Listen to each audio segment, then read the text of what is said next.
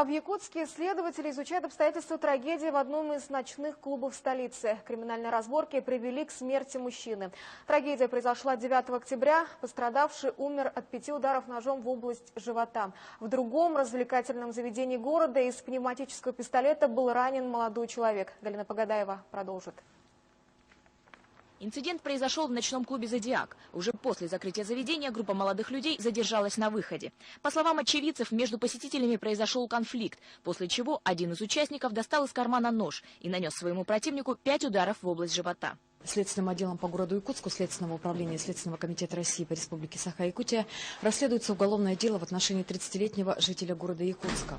Мужчина подозревается в совершении преступлений, предусмотренных частью 1 статьи 105 Уголовного кодекса Российской Федерации убийства. 10 октября по ходатайству следователя Якутским городским судом в отношении подозреваемого избрана мера пресечения в виде заключения под стражу. Инцидент произошел на выходе из ночного клуба. Убитый оказался не единственной жертвой нападавшего. Еще одному посетителю заведения были нанесены ножевые ранения в области брюшной полости. В настоящее время он находится в больнице. Как сообщили сотрудники ночного клуба, подобных случаев ранее не было. В целях обеспечения безопасности в заведении действует надежная система охраны. Охрана у нас достаточно хорошая. То есть у нас 48 камер видеонаблюдения. На входе у нас всегда металлоискатели.